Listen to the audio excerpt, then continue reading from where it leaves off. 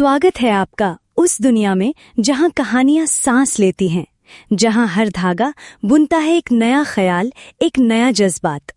क्या आप तैयार हैं अपने मन के दरवाजे खोलने के लिए? यह है वंडर वीव, जहां हर कहानी सिर्फ सुनी नहीं, महसूस की जाती है। कलाकार एक्सप्रेस। एक छोटी सी गांव में, जो हरे भरे खेतों के आंचल में बड़े प्यार से छिपा हुआ था, जहां सूरज की पहली किरणें हर सुबह एक नई उम्मीद, एक नई कहानी लेकर आती थी। यही रहते थे दो जिगरी दोस्त, रोहन और आर्यन। वे सिर्फ 8 साल के थे, पर उनकी दोस्ती किसी पुराने बरगद के पेड़ की जड़ों सी गहरी थी। उनकी पहचान थी उनकी नीली टोपियां और वही नीले स्कूल बैग जो हर वक्त उनके कंधों पर खुशी से झूलते रहते थे।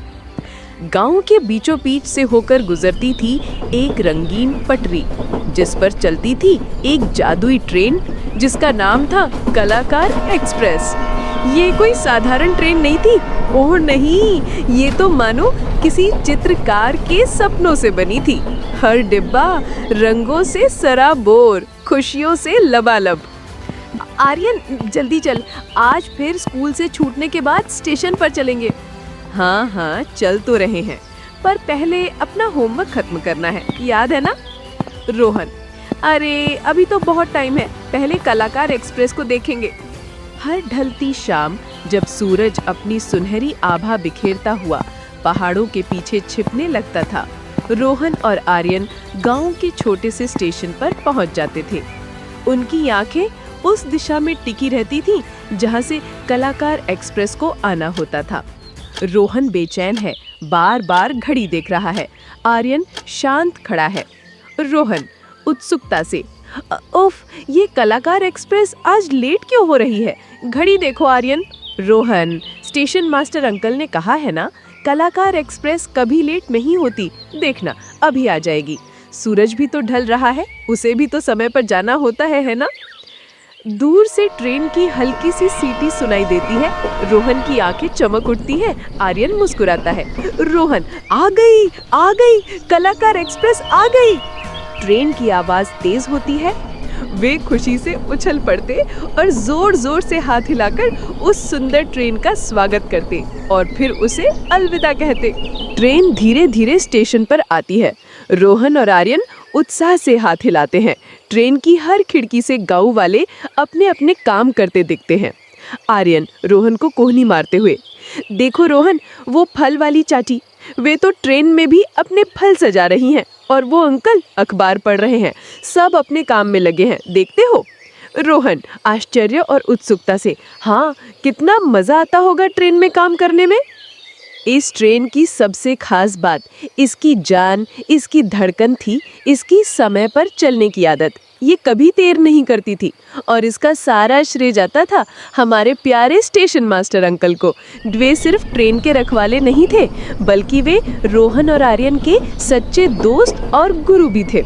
स्टेशन मास्टर अंकल उनके पास आते हैं मुस्कुराते हुए, अरे मेरे बहादुर लड़कों, आज भी कलाकार एक्सप्रेस को देखने आए हो? रोहन, हाँ अंकल, आपकी ट्रेन कभी लेट नहीं होती है ना? स्टेशन मास्टर अंकल, बिल्कुल नहीं रोहन, क्योंकि समय बहुत अनमोल है।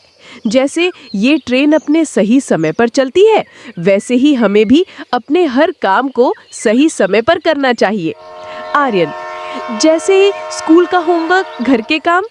शाबाश आर्यन, बिल्कुल वैसे ही। अगर तुम अपने हर काम को सही समय पर करोगे तो देखना, तुम्हें स्कूल में भी अच्छे नंबर मिलेंगे, घर पर मम्मी पापा भी खुश रहेंगे, और हाँ, खेलने के लिए भी तुम्हें खूब सारा वक्त मिलेगा। समय का सदुपयोग करना ही जीवन की असली चाबी है। रोहन और आर्यन एक दूसरे को देखते हैं। उनके चेहरों पर समझदारी का भाव आता है।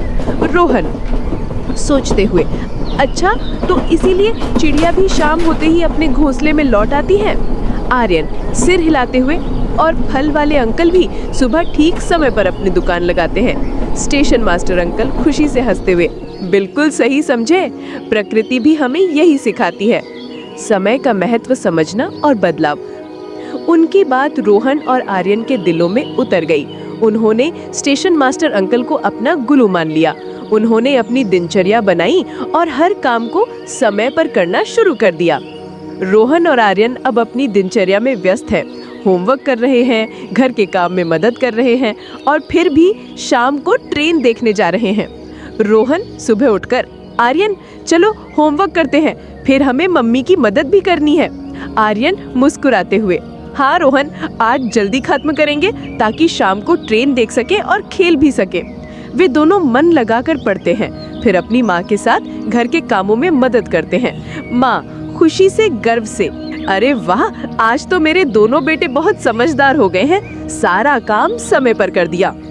और इस तरह कलाकार एक्सप्रेस की लगातार आवाजाही और स्टेशन मास्टर अंकल के प्यार भरे मार्गदर्शन ने रोहन और आर्यन को समय की पाबंदी और योजना बनाने का असली अर्थ सिखाया।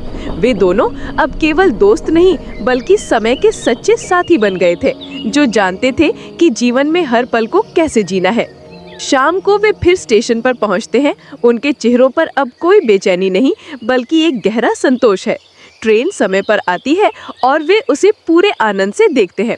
रोहन खुशी से आर्यन को देखते हुए, आर्यन सच में समय पर काम करने में कितना मजा आता है, अब तो हमें खेलने का भी ज्यादा समय मिलता है। हाँ रोहन, और स्टेशन मास्टर अंकल सही कहते थे, समय सच में सबसे बड़ा कलाकार है। ट्रेन आगे बढ़ जाती है, सूरज पूरी तरह ढल जाता है और आसमान में तारे टिमटिमाने लगते हैं। रोहन और आर्यन एक दूसरे का हाथ पकड़े खुशी खुशी घर की ओर चल पड़ते हैं। कहानियाँ कभी ख़त्म नहीं होती और ना ही जादू। अगर आपको ये कहानी पसंद आई तो हमारे वंडरवीव परिवार में शामिल हों। अभी सब्सक्राइब करें और उस घंटी के आइकॉन को दबाएं ताकि आप कोई नई कहानी मिस ना करें।